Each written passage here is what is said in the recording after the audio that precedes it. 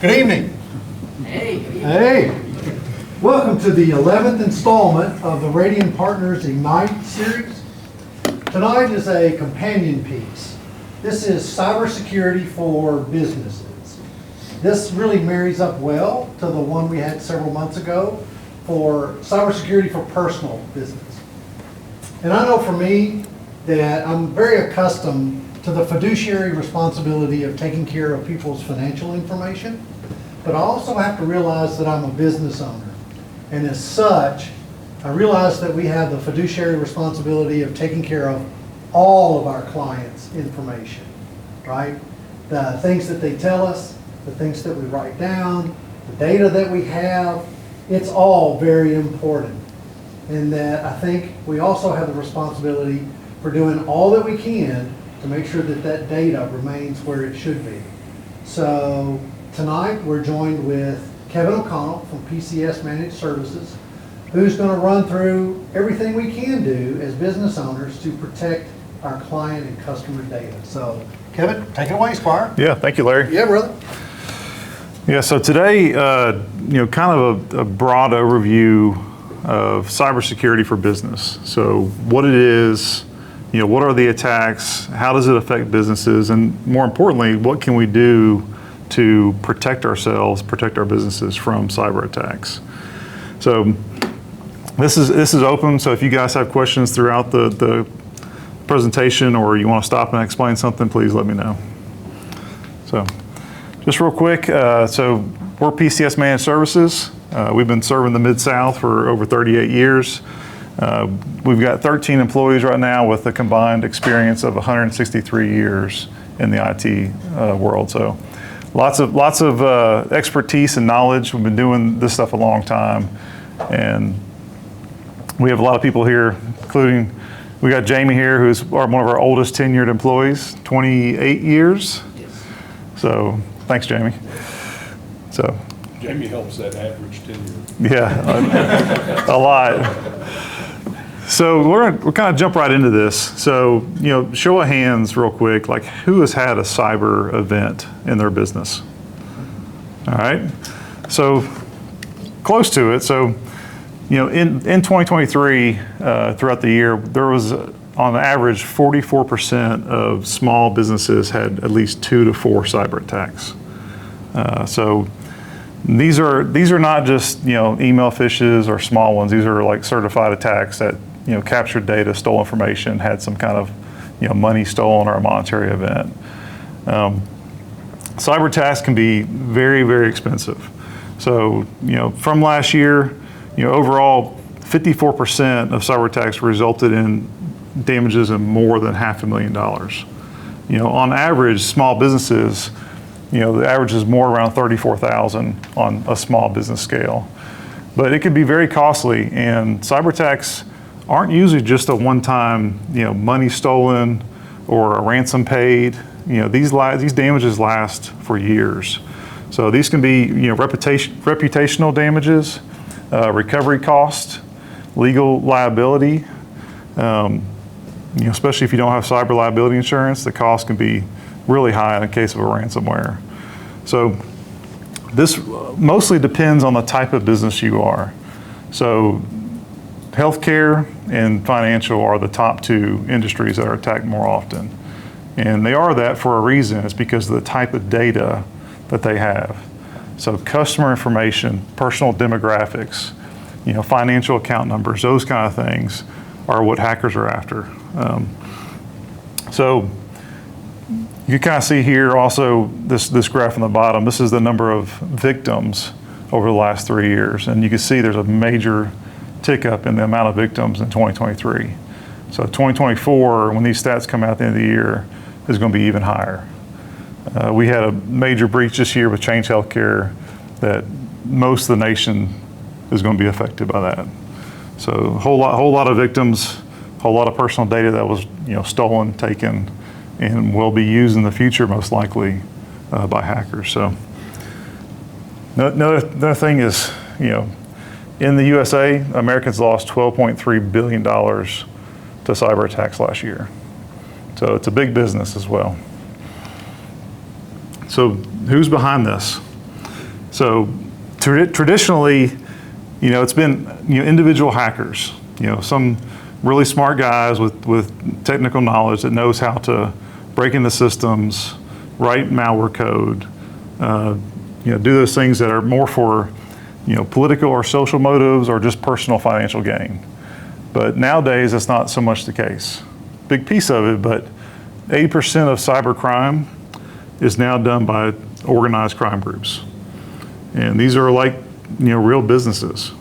They've got C-levels, they've got salespeople, they've got IT departments with developers and even a help desk. So there's even an 800 number that hackers can call to get help with their malware. So it's really it's turned into a business for them.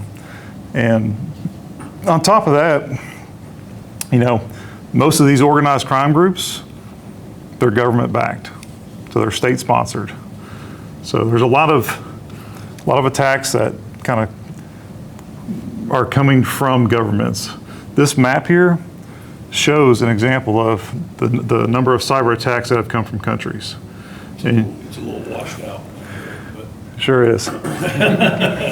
So this is like your globe stretched out. Yeah. That's what it looks like. But Russia, China, North Korea, Iran, those are your top 4 countries. So when you think about that, who do you guys think is the top most attacked country this year in 2024? Any guesses? US. So US is top in ransomware attacks, but not top in overall. So there's a country that is attacked 1,000 cyber attacks a week. Israel. Poland. Really? So if you think about who the governments are sponsoring these attacks with the current war going on in Ukraine with the neighboring country of Poland, they're hitting Poland with all they got. So another interesting fact, who do you think the country is with the best cybersecurity protections are? Poland.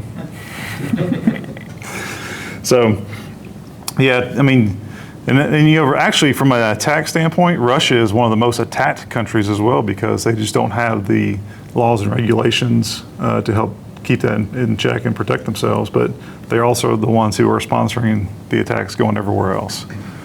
So it's really turned into a big business. The other thing is with that support system now in organized crime, it's really increased the number of hackers out there because now they don't have to be pros. They don't have to be people who know what they're doing. They could just have someone with a computer with a malicious intent, and they could go buy the software to inject the malware, to send the ransomware, to have the password cracking tools. They can buy all these tools now from these organized crime groups and just use their help desk when they have trouble with them. So I mentioned that Change Healthcare breach earlier this year. So there's multiple ransoms paid on that because there are multiple hackers involved in this exact scenario. So someone paid and bought the ransomware software. They found a way to get it into the system, but when they paid the ransom, like the guy who bought the software didn't want to share the money with the guy he got the software from. So there's ransoms had to be paid to multiple people because of that structure in there. So it's very dangerous because now it was a limited number of very knowledgeable people. Now it's a bunch of amateurs. It could be kids, it could be anybody. So the number of threats and the number of attacks have increased dramatically. So other than that, we got insider threats. So these are internal employees. This could be a malicious intent. It could be unintended.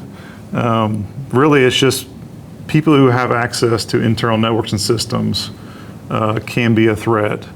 A lot of times it's unintentional, and it's just they had the wrong access and they got infected, and their password was weak, it got breached, or whatever it may be, but they had the permissions to have the data that they were wanting to steal. So sometimes they just make a mistake and do the wrong thing, but sometimes it's just weakness in the network, and they just happen to get victimized. It's also, people steal data. So people with access to data, there's a dark web now. So that's the marketplace where data is sold. You know, it's freely accessible. People can access it. They can steal data from the companies they work for and then sell that and make good money. So now kind of dig in here on kind of how cyber attacks happen. So these are the top 10 ways that small businesses are attacked. We call them attack vectors. So I'm going to go in and kind of dig into some of these, but you know, from a small business standpoint, these are typically the ones that are used to breach and to get into a network. Quick question, anybody find a USB drive sitting around? Got a couple around there. So some of those, so this is a drive-by attack number 6. This is a good example of that. And I did plant some USB drives around the room here to kind of get some interest in that. But some of them are, you know, Larry's bank account numbers is on one of those. So you guys find that one, share that one back with me. Pin number 2. Yeah. But I mean, that's an example. I mean, hackers will throw out USB drives in random places, hoping that somebody picks it up and plugs it into their computer, and it, you know, silently installs malware on that computer. Or computers at a business more often, you know, like a front desk area or somewhere where the customer service area where there's a computer exposed that has like their USB ports on the back of the computer exposed. You know, they could easily insert drives in those as well. So we'll talk about, as we go through each of these attack vectors, I'm also going to show you how we can protect ourselves against these. So, you know, for the purpose of this one, we're going to focus on the first 5. You know, these are the most common ones, and these are the ones that we're going to talk about how to protect your business from. So malware is the software one. That's your viruses, you know, the software pieces of it. There's 5.4 billion attacks globally using malware. That's the biggest one by far. You know, 81% of breaches leverage stolen and weak passwords. So, you know, password protection is a big thing we're going to talk about. Man-in-the-middle attacks, we'll go into that. That's more of a network, like public Wi-Fi, those things. We'll dig into that one too. And phishing, you know, 67% of all data breaches start with somebody clicking on a link in an email or downloading an attachment in an email. So email is by far one of the biggest attack vectors, using phishing to get to customers, to get to people, to trick them into downloading a virus or downloading malware. So we're gonna dig into all these in a lot of detail, and then also how to protect yourself. So we'll jump right into malware. So malware is malicious software designed to disable systems, allowing attackers to access sensitive information or data. So these are your typical viruses, worms, Trojan, spyware, ransomware. Again, this is the software side of it. You know, there's more than 1.2 billion malware programs out there.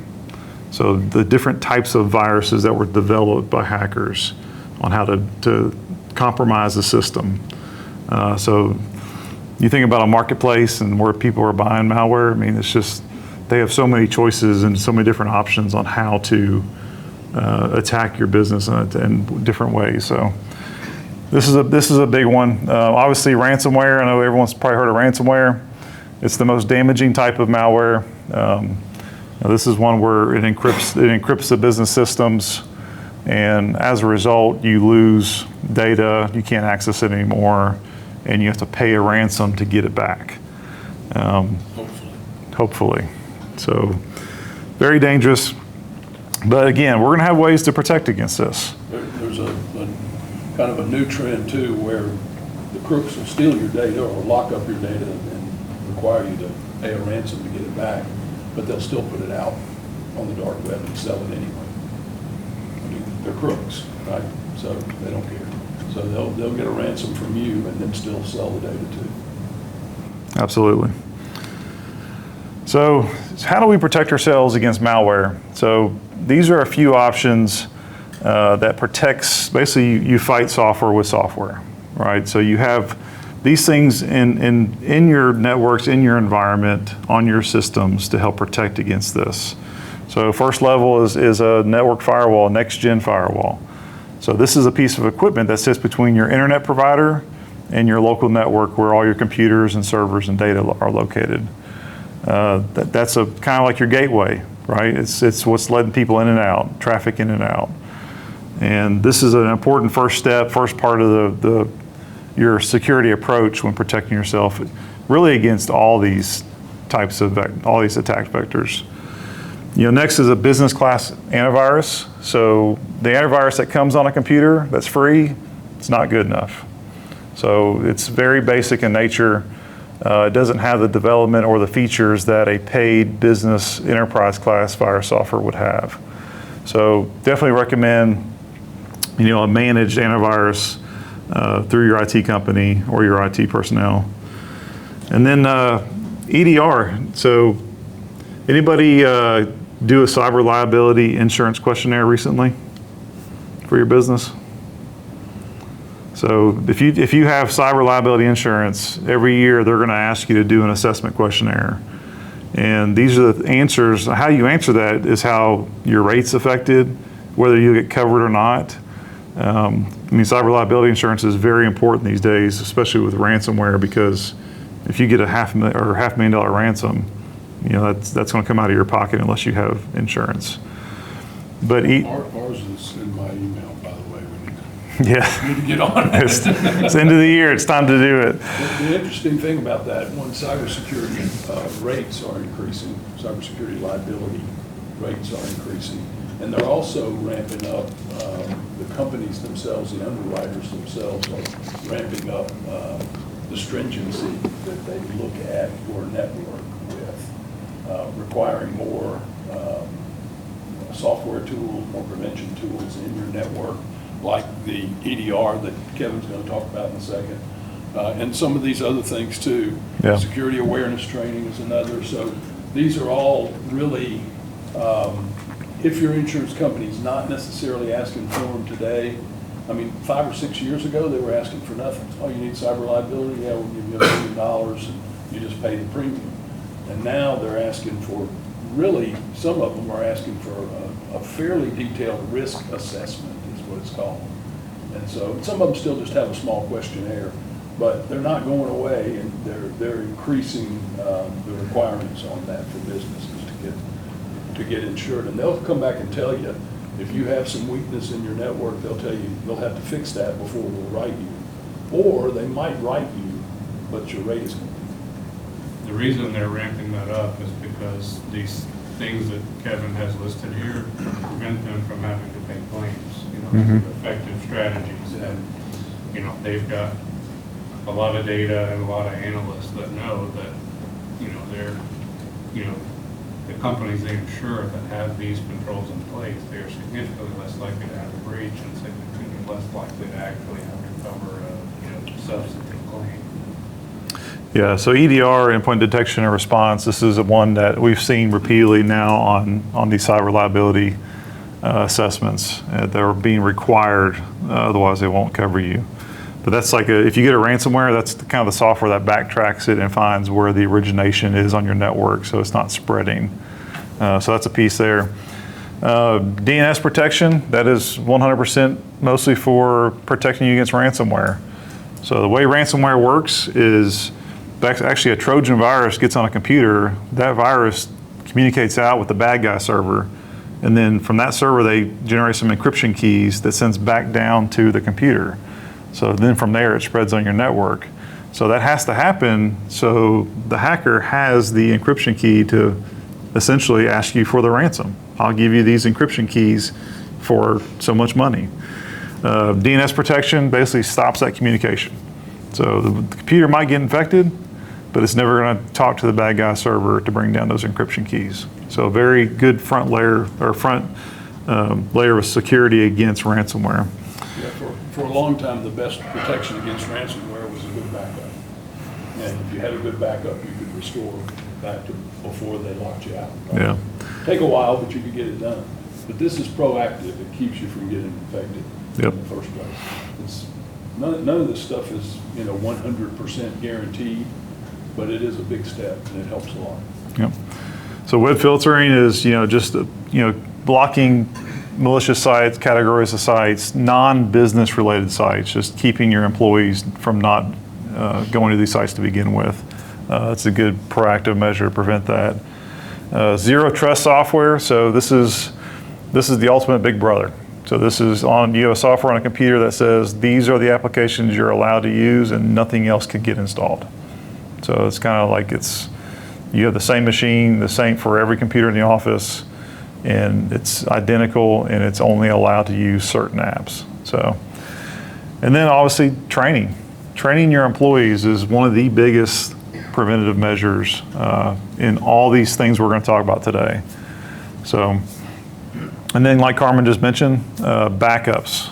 So very good backups, preferably in the cloud, that are stored off-site and tested routinely. So ransomware, again, one of the top viruses, it spreads across the network. It finds backup devices. So if your backup's local, stored on a device on the network, it can also infect that device, so all your backups are also encrypted. So best thing to recover from a ransomware and not have to pay the ransom, which I recommend never doing, is a backup. You can wipe that system out, restore it from the previous day, put the protections in place that caused that event to begin with, and you're back up and running. So backups, backups, backups. Can't say that enough. So now kind of moving on, password attacks. So there's two main types of password attacks, brute force attacks and dictionary attacks. So a brute force attack is, just randomly guessing, passwords and trying to brute force your way into a system. So like trying admin, administrator, root, user, front desk, whatever it may be, just generically trying accounts and just passwords. Password 1, 2, 3. Yeah. So yeah, like really weak, using weak passwords, those kind of things, commonly known ones, not specific, just a list of passwords, a list of usernames, and it's just going to continue to hit them and hit them and hit them until one of them works. And this is done with software. It's not some dude sitting there going password 1, 2, 3. Yeah. It's done with software, and it can throw thousands and thousands and thousands of passwords in a very short period of time. Yeah, and the other one's a dictionary attack, and this one is a lot riskier. So, all the breaches that happen, Target or Bank of America or Twitter or whatever breach happened in the past, those passwords and usernames are out on the dark web. So hackers buy these lists. They buy these lists of credentials, and then they build a dictionary file of all this. So say Bank of America. So say someone online in the dark web, they go buy a list of username, email addresses, logins, and passwords for everything that related to Bank of America. And then the hacker just writes software that has a bot that goes out to the Bank of America client login and just hits it with all the known username and passwords that are Bank of America users. So eventually it's probably one of those is going to be the same and they're going to get in. So that's the more dangerous type. That's why, knowing, being aware of what's on the dark web in your personal cases and in your business, and other things about changing passwords and, not using the same passwords. That's important when we talk about dictionary attacks, because by the time this does get into a malicious person's hands, if you're changing your password frequently, that most likely that list is not valid anymore. But again, there's some other things around that when we talk about how to protect against this, MFA, two-factor authentication, is by far the biggest protection to this. So MFA is like, a banking account's a good example. Business email is a good example. So when you log in, you have an authenticator app, or it texts you a code or emails you a code. That's a two-factor authentication. So if the password is known, it doesn't matter, because they can get past that first factor authentication, but they're not going to get past the second one because they're not going to receive that code that's required to get into it. So if you're not using MFA in your businesses and all your accounts, anything that supports it, MFA should be enabled and enforced for your employees. Yeah. It's kind of a pain, but it's better than getting hacked. And it is a really strong preventative. Yeah. So strong, complex passwords obviously are good. Don't use the same variation of a password. So again, like if it's your dog's name 2022, your dog's name 2023, your dog's name 2024. Carmen loves his dog, by the way. The problem is that when those breaches happen and that password is exposed out there, that variation's out there on the web now, and hackers are smart enough. They know how to use part of that password and try different, of course, the software doing this, it does it thousands of times within a second, a minute. So variations, use strong, complex passwords, different passwords for all your accounts. Dark web monitoring, we talked about this. There's lots of monitoring out there to where you can, if your email address, your user account, or your password is found out there, they can alert you to let you know that it has been exposed. A lot of times it can include what password was exposed, so you know exactly what to change. So that's a good protection. And then password vaults. So, the days of having a notebook where you write down all your passwords, or you use the Notes app in your phone to store everything in, those are insecure. Password vaults are secure digital methods to store passwords where you don't have to remember them. They can be 25 characters long, super complex, it doesn't matter because the software will remember those. It will put them into your websites when you try to access them. They're the best way to store passwords these days. And there's a couple there. We like to use Keeper. LastPass has a free version. Dashlane's pretty good. So those are good ways. Let the vault keep up with your passwords and create those complex passwords for all your accounts. I don't know if you said it or not, but in your business, you should absolutely also enforce frequent password changes. So 30 days, 90 days, probably max. Yeah. You should have, and this can be done automatically. You don't have to do anything. An IT company can set that up for you, require passwords to be changed on a regular basis. Thanks, Carmen. I did have that in there. I skipped over for some reason, but. I thought you did, but I wasn't sure. Yeah, account lockout policies. These are, when we talk about like brute force attacks or dictionary attacks where they're just continually hitting an account, if you have a lockout policy, that basically stops that attack because the account's locked out and won't let a login happen anyways. So those are all, and it's pretty easy to do in businesses. There's ways to make this enforced across your entire environment. So one thing to check And into. people will complain. Yeah. Yeah. You can just give them another reason to complain. You can help them out. So eavesdropping and man in the middle, these are both very similar attack methods. This is more when a hacker intercepts, deletes, or modifies data that's being transmitted between two devices. So the easiest way to demonstrate this is, so say you're traveling for work, you go to a Marriott. So you bring your laptop out, you're gonna do some work at night in the hotel room, and you get online, you go to connect to Wi-Fi, and you see Marriott guest in there. Well, that's valid, right? I'm in a Marriott, it's Marriott guest. So hackers will set up what's called an evil twin. So they set up a Wi-Fi network that looks like a real business network. And they trick you to joining it, and it works. You can get to the internet, you can do everything you need to do. But the entire time, they're intercepting the traffic that goes across that. So when you send an email, they can read everything in your email. When you log into an account online, they could read your password, your username, they could capture all that data. Great time to check your bank balance. Yep. Yeah, right. Yeah. Log into your company VPN. Yeah, so. Right. How many times to do that from a hotel? Yeah. Airports are really bad about this. Next time you go to an airport, get on your phone and see how many Wi-Fi networks you see. So, hotels, Starbucks, any kind of public Wi-Fi is a risk for this kind of attack. I thought it was an interesting stat that 58% of banking info on criminal forums were collected by a man-in-the-middle type attack. So It's a good example you gave there about logging into your bank account. So, these things that protect yourselves, the biggest thing, don't use public Wi-Fi. So I'm here right now doing this presentation. They have public Wi-Fi here, but I'm on my hotspot. And that's the easiest way to protect yourself. Your personal phone, your personal hotspot over cellular, they're not going to get into that. So that's your best way to connect when you're, not on a secure private Wi-Fi. As long as you have a password. Yeah.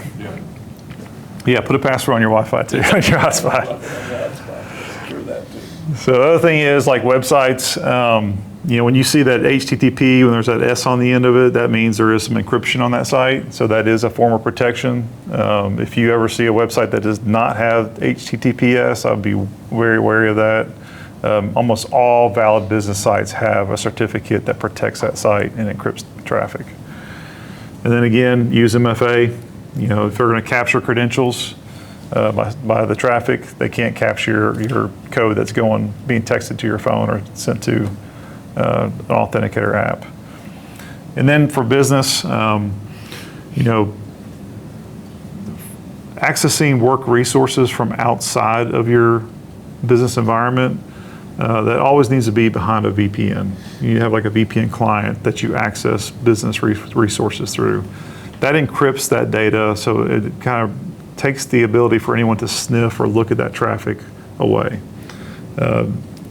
For work, if you have servers or software that's exposed to the internet that lets people get in outside, if it is not behind a VPN, you need to look at what the protections are around that, because pretty much anything publicly exposed is at risk for being a man in the middle of attack. And then phishing. So this is the big one. So phishing can actually be part of any kind of cyber attack. Social engineering that tricks users into clicking on malicious links, navigate to fake websites, or attack an individual directly to gain personal information or financial gain. There's pretty much all those ones I just went through, and the other 5 I hadn't gone through. There's usually some form of phishing in every one of those attack types. So this is by far the most used technique by hackers. Like for ransomware we talked about earlier, 90+% of ransomware starts with a phishing email. So it's a big deal to know how to identify that social engineering aspect when you're being phished. So some types of phishing, emails we just talked about, fake email, manipulation that pretends to be somebody else, spoofing we call that sometimes, where it looks like it's coming from somebody but it's actually somebody else.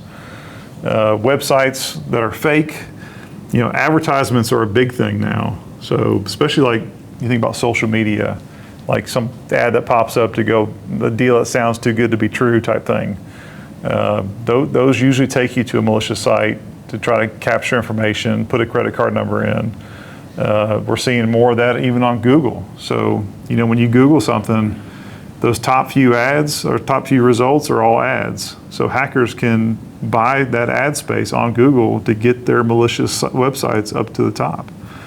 So you gotta be very careful on websites too. Make sure it's a valid business. Farming. So this is one that's hard to detect. So many valid sites, a hacker can break into that site and actually inject malicious code into it to where like you think you're at, what's a good one? I'm gonna say Amazon.com, but they're probably not gonna get believed. So say you're on a shopping site or you're at your business bank site and a hacker has injected code in the back end. So when you go log in or you do a transaction on that site, they're capturing that data or they're redirecting you to a site they want you to visit. So that's a dangerous one. From a business standpoint, this is around protecting your website. So whoever you're hosting your site with, make sure they have the security protections in place to prevent this from happening. And then spear phishing. Spear phishing is a big increase in spear phishing. This is an individual attack on somebody. It's very intentional. We're going to get into that a little more detail in just a second. But phishing angler, we're seeing this too. So if someone pretends to be, customer service or a bank, or the one that's going around right now is Shelby County Sheriff's. They're just randomly calling phone numbers and saying, hey, you missed your jury duty and you owe us money, or you're going to have a warrant put out for your arrest. So my 18-year-old son just got this 2 weeks ago, and I talked to another previous client that actually fell for this. It goes off, like a lot of these social engineerings, they work off fear. They try to get some kind of emotional response to react to it. So the more you know how to identify these kind of risks, the better protected you're going to be. And I'm going to go into some techniques here in a minute to show you how to identify these. A couple of quick things, spear phishing. A couple of things that I've seen in our business, and then also some others that I know have seen in their business. Email supposedly from the CEO or maybe from the director of finance or something like that to wire the money somewhere to somebody in the finance department. That can almost only be stopped with a process of training for your people that handle money, that have bank account access. But it's not an uncommon one, and I know quite a few companies that have been burned. One of our customers got burned on it not long ago. Somebody in their finance department wired 50 grand somewhere, didn't know where it was going. And it looked like a real email, looked like it came from the CFO. Another thing is spoofing an employee's email and requesting a change of their direct deposit information. Mm-hmm. And it's not really the employee requesting it, it's somebody else that just got there. You might be the one handling payroll, and they send you an email and say, hey, I changed banks and can you send my direct deposit to this routing number and this account number? If you don't have a process to check that out, and it just automatically happens in the payroll department, that person just lost their paycheck. There's one other, the Nigerian prince. He's still out there. He still wants your gold. He's in dire straits, and all he needs is $1 million. And, anyway, that's a phishing attack, right? Yeah. So, phishing is all targeted at humans, and we as humans are the weakest link in any cybersecurity strategy. So 85% of breaches involved a human element. You talked about ransomware being 90+% came through an email. That means somebody clicked on something. So the cybersecurity awareness training your employees how to recognize these threats, how to stay away from them, how to if something happens, how to report it, react on it. Those are very important. I always say, your employees are your first line of defense. They're the ones that most likely, 85% comes through a human. They're the ones that are going to make the biggest difference in your cybersecurity stance if they're educated and they know how to deal with it. So, humans make mistakes. Humans break the rules. But now, humans are more and more the target when we talk about spear phishing and individual targeted attacks.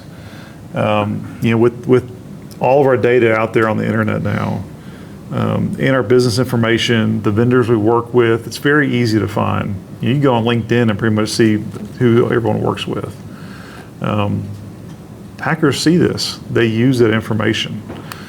So when we talk about a spear phishing attack, this is kind of how it works. So a hacker will define the attack. So I'm going to use Carmen's example a minute ago about payroll change. So attacker says, I'm going to find a business that has a lot of employees, that's probably overwhelmed payroll. Someone's stressed out, they're not paying attention. I'm going to find that person. I'm going to use this attack method to directly attack that payroll employee. And so they'll figure out how they're going to do it. They'll choose their target. They'll go research that target. So they'll go on LinkedIn, they'll go on Facebook, they'll go on the company website that probably lists all the employees out there, and they'll come up with a fake phishing email to where, Josh works for company A and company A's payroll, and they send a targeted phishing email that looks like Josh. He's a real employee there. he's asking, hey, I just had to change banks. I had to go through this whole process. He sends a targeted phishing email to payroll saying, hey, I just changed banks. Can you please change my ACH direct deposit to this account number? The phishing email, if the overworked payroll employee is not paying attention, they didn't notice that the email address might have been a little different, even though it said Josh's name on it, and they just make the change. Well, now guess what? That payroll is now going to somebody else. So we see this type of attack over and over and over again. It's probably one of the most common, spear phishing attacks we see in small businesses. Other thing is, hackers will act like an executive or a C-level employee and add some like, hey, I'm making this big business deal and I need to wire this money here. Or I'm making this big license purchase and I need to wire this money here. So they'll pretend to be a high-level employee to get someone, in payroll, lower level employee to make a big change. So see a lot of that too. Typically with these, there's like a very unnatural attempt to create some kind of sense of urgency. The attackers here want you kind of in a heightened state where you're acting, quickly with less judgment than you would. Yeah. That's one of the reasons they impersonate the C-level, is because that's a person in a position of authority. And if they say something's urgent, people's tendency to think that through kind of goes away because you're worried about it. Yeah. I don't do this. Yeah. Did you guys hear about the Shelby County, or no, City of Memphis phishing hack recently? So it actually happened in 22, but it was just released in the media this year. This was a email phishing attack, spear phishing attack, to one of the employees of the City of Memphis, who basically pays all the bills for their construction contracts and their vendors and everything else. So basically they found out one of the vendors that the City of Memphis used, and they developed a spear phishing email that looked just like that company. And they sent in the same thing. We just changed our bank account number, bank routing number. Can you update your records and send it here from now on? Lost $773,000. We paid them over the course of 6 to 8 months. Yeah. That one payment, it was recurring payments, and the only reason they found it out is because the actual vendor, who hadn't been getting paid for 6 to 8 months, contacted the city, requesting payment. So there goes your tax money. And they said, well, we've been paying. And they said, well, no, you haven't. Yeah, so some of the ways to protect against phishing, always be suspicious. Any message, even mail. They send mail like domain renewals, get them all the time. Companies will send like, hey, your domain's coming up for renewal. Send us money to renew it. It's not a real company. We see them all. We get them in our office all the time. All the time. But anything that's related to money, that's the end goal for all these guys. So anything related to money, be very suspicious. Have verification methods in place. Checks and balances. If you have a payroll change, it requires a phone call to the employee to verify the changes required. Something like that. Use business class email. So personal email, Yahoo's, AOL's, Gmail's, they do not have the security protections in place. And the levels of security you could put on your email to help with identifying these emails and preventing them from hitting your mailbox. So, anti-spam, anti-phishing, anti-spoofing, virus scanning on the email. Those are business class email functions. Yahoo, Google, AOL, they don't have that. Again, learn the cybersecurity awareness piece, how to teach your employees, and I'm actually going to go into the SLAM method, which is a way on email phishing specifically to identify a message. And if you do cybersecurity awareness training with your team, this is a common method that all those trainings cover. That's the important thing from this. There's no software that can really fix all of this. Most of what we talked about earlier was technical fixes. We can put tools in place to help you. But this, emails can get through. They don't have to have they don't have to be malware. They don't have to have any spam. They don't have to be spam or anything like that. It's just a targeted email. There's nothing for a software system to pick up and say, oh, this is coming from a hacker somewhere else, because they can spoof all that too. And so the only thing that really works here is education. Yep. And having good policies in place, having thought through some of these things, like nobody wires money without talking to the person that said they wire the money. You know, that's a pretty good one, right? But you know, there's just a lot about this that is just at the human level, and there is no software to fix some of this stuff. There is no technical tool out there that we can install that can keep your people from being exposed to it. Yep. There's an old saying, you can't fix stupid, but I don't want to use that. But it's not, they're not being stupid, they're just getting fooled by a crook, you know, a con man, and that's his job. Yep. So it's not really stupid, it's just, they're not used to it, they don't see it, they don't know. Yeah. They So. have to be exposed to it. Yeah, so the SLAM method it's just a methodology to help identify phishing. So when you look at it, SLAM kind of spells out sender, links, attachments, and message. So when you look at the sender, you know, verify the sender's identity, the email address. Bad actors will often spoof the display name. So it may say Kevin O'Connell as the name, but when you go look at the actual email address, there's some letters out of place, or it's a different domain altogether. But first glance, it looks like it's coming from me. Links, so links are always dangerous. Be very wary of links. You know, make sure the sender is valid. Make sure you know this is a trusted sender before you click on a link. You know, there's another way you can hover over a link in an email. It usually shows you the web address where that link is going to. You know, verify that that is the customer you think that's emailing you, or the business you think that's emailing you, that is their website, that is a valid link. It's not just going to some random URL. Attachments, you know, again, you know, viruses can be in Word docs, they can be in Excel documents. You know, they can embed malicious code in any kind of attachment. So again, trust the sender, or verify the sender, make sure it's a valid email before you open any kind of attachments. And also, if you have business email, antivirus software, pretty much all of them, if you download that attachment, you can right-click on it and scan with your virus software. That's another way to help ensure that there's no malicious code inside of that.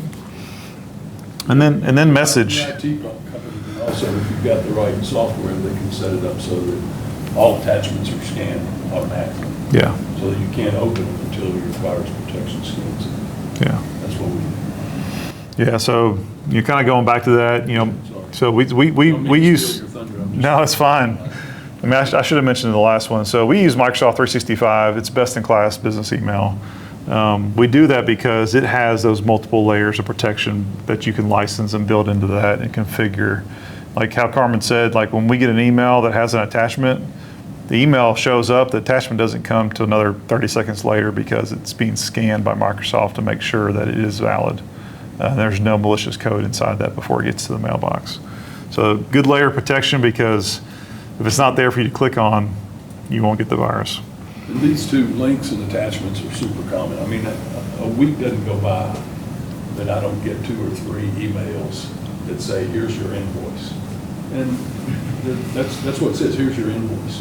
They're relatively simple, but you know, anytime I get an invoice, I'm like, well, wait a minute, I owe somebody some money, I need to pay this. But then I start looking at it and I go, nah, I'm gonna delete that one. And so, but they're sending them out, constantly. I get a couple or 3 a week of those. Sometimes it's a link, sometimes it's an attachment, but it's bogus. And who knows what's behind that? Yeah. I'm not finding out. I can help it. This method is, I just explained it to my wife one night over dinner. Yeah. And the next day, she's like, you're not going to believe all these emails that I'm getting that are, and I'm like, you used the method? She goes, I slammed them. So, I mean, just explaining to her over dinner one night Yeah. what she needs to be looking at. Yeah. Really. So the message can also, when you read an email message, this used to be very easy to find because, you know, people from Nigeria or non-English speaking, naturally English speaking people, convert a message to English. Usually there's grammar issues, there's misspellings, those kind of things. But now with AI tools, they're almost perfect. So it's hard to tell now. So, but we'll look at that. So let's do a little practice. So using the SLAM method, that's really hard to see, isn't it? So this is an example of an email. And in here, we're going to go through and look. So when we talk about sender, it says well-known company. That's just an example. That could be, anybody that's you do business with. Microsoft. Yeah. They spoof Microsoft stuff all the time. Yeah. The license is about to expire. But you can see the actual email address is just something crazy. No, that's definitely not a valid person that I receive email from. There's a link here. So I hovered over that link. It's taking me to some, very long URL. It definitely does not look valid. Very suspicious. If this was from, if I sent you an email from PCS and I want you to download something from our website, it's going to be www.pcs-ms.com. It's not going to be 3975, all the way through there. So hovering over a link is an easy way to check the validity of it and where it's going. So attachment, I'm already suspicious of this email. I'm not going to click on this attachment. If it's already suspicious and it has an attachment included, it's even more suspicious, right? Especially if it's from someone you don't know. Why are they sending me a file? And then message. So again, kind of like what Josh mentioned earlier, creating that sense of urgency, that need. You can see right here, urgent. Your account has been compromised. Again, down here, your auto payment cannot process. Your subscription period will end. You see a lot of these on your, subscription services. They'll target, certain types of things around that to where they know, like, hey, I don't want that to be canceled, and you're going to react to it without maybe paying attention to the email. This one is very hard to see, but like, click here to update your payment method. There's an extra E on the end of method, so there's a misspelling in this one. But the whole email is just suspicious in itself, and if you kind of use this methodology to go look at your emails, it's very easy to help identify, because you might miss the sender, but if you start looking at the other three things to check, you're most likely going to catch a malicious email or a phishing email. Even that first line there, I don't know if you read that, but it was just the language was obviously not professionally done. Yeah. Notice about having a problem with your payment. But that doesn't happen as much anymore.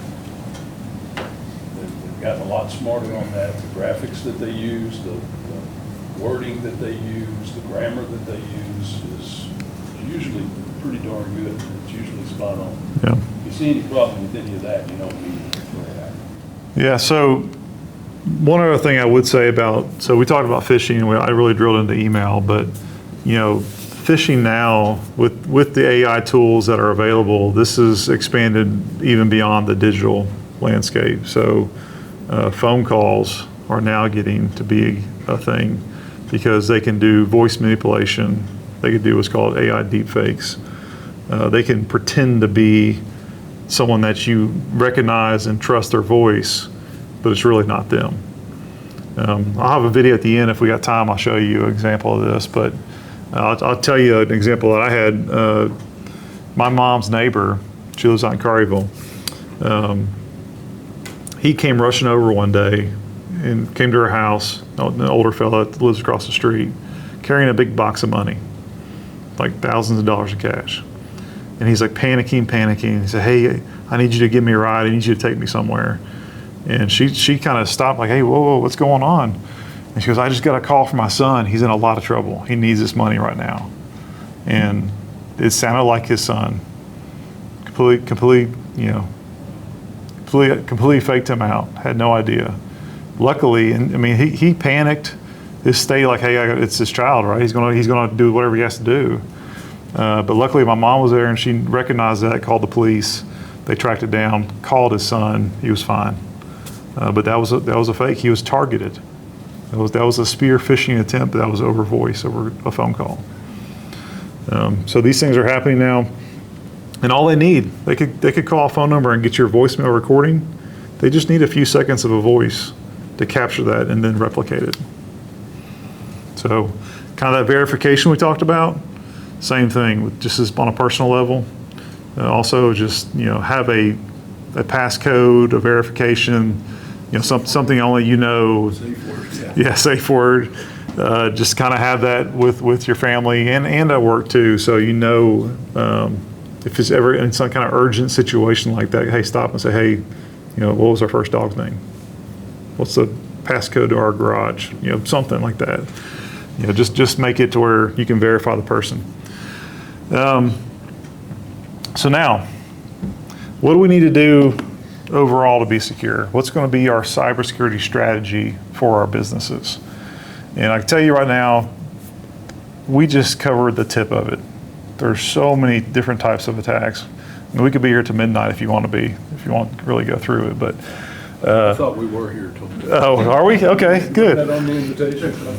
Well, I'll extend the slideshow out. So, the best way to protect businesses is have a multi-tiered, layered approach. So hackers are smart. They're going to get through layers of security. They're gonna find a way to get a malware injected on your computer. They're gonna find a way to get that phishing email into your inbox. They're gonna find ways to break through some layers. So the approach is put more layers in front of them. So it gives you time to, one, prevent that, but two, identify that you are being attacked or you have a risk coming. The more layers you have, the better protected you're gonna be. And one thing we do as a business, we kind of look at cybersecurity like a pyramid. So when you talk about layers, you think about a pyramid, you got layers of a pyramid. And if you think about that, if your foundation of a pyramid is not strong, you don't have all those pieces, all those bricks intact, your whole pyramid's going to come falling down. So when you look at cybersecurity, an easy way to think about it is, do we have the foundational layers of security in place to protect our business? And I can tell you most businesses don't. So we go into most businesses, and again, these are all layers of protection. These are all layers of cybersecurity. And most are random, scattered, not fully configured, not enforced, And not managed. and not managed. So this could be kind of an example, like in this example, the red is like it doesn't exist at all. Green is they do have it there, it's in place. Yellow means they maybe have some of it, but not all of it, or it's not enforced. So, I mean, from a hacker standpoint, they love to see this. It's an easy business to target. So when you think about it for your business, it needs to look more like this. So you need to have all these pieces of, all these layers of security in place to help prevent that attack from happening, or at least slow it down enough time to identify the risk and then put those measures in place. I know it's a lot of pieces. We'll share the slideshow so you can see the detail and what's involved there. But when we think about who all has IT companies here or have internal IT? External IT, internal IT, no IT. So, this is a good little minimum checklist here that you can take back to your IT department or your IT individual and just ask them, like, this is like the basics for us to be secure. Do we have a next-gen firewall? Do we have that gateway device to help keep people out just from the beginning? Do we have... And next-gen's not a brand name. Yeah. It's a modern firewall with tools and capabilities. It's not 10 years old. Yeah. 10-year-old firewall is like not happening. Next-gen's mostly, it actually has a software layer. It's a physical hardware device, but there's a software layer that actually has services that checks out and checks databases of known malicious websites, known malicious actors, known malicious IP addresses. Like it is continually updating and refreshing It has that most up-to-date protection level. Business class email we talked about. MFA. MFA is so important. Any kind of credentialed account needs to have MFA. Strong password enforcement policies. So when I say a policy, like, you're not allowing a Windows account at work to have password 123 as a password. So you can have policies that makes it to where that's not an option. They can't choose that. Business class antivirus, backups and disaster recovery. Again, huge for businesses. That's your main way to recover from ransomware and not have to pay the ransom. And again, non-cyber attacks, just having good backups is a good business practice. Patch management. So hackers use known vulnerabilities in software to breach systems. They know, that's why like when Windows 7 went into life, why it's such a big deal to replace those, because if a vulnerability is found in Windows 10, it exists in Windows 7. So if an old system is still out there, hackers know exactly how to get into it. The Windows patching, security patching all your devices, very important because it patches those known vulnerabilities. So patch management, to where you have an IT person actually watching it and making sure those patches are happening, very important. And then again, the last one, barely shown on the screen, security awareness training. Can't harp on that one enough. Humans being the weakest piece of this, the more they know, the first layer of defense, that's one to focus on.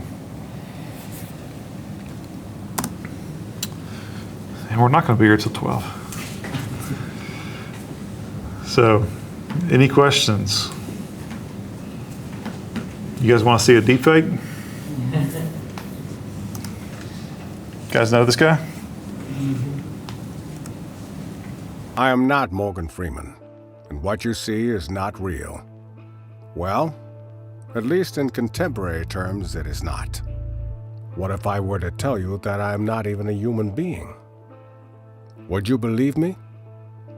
What is your perception of reality? Is it the ability to capture, process, and make sense of the information our senses receive? If you can see, hear, taste, or smell something, does that make it real? Or is it simply the ability to feel? I would like to welcome you to the era of synthetic reality. Now, what do you see?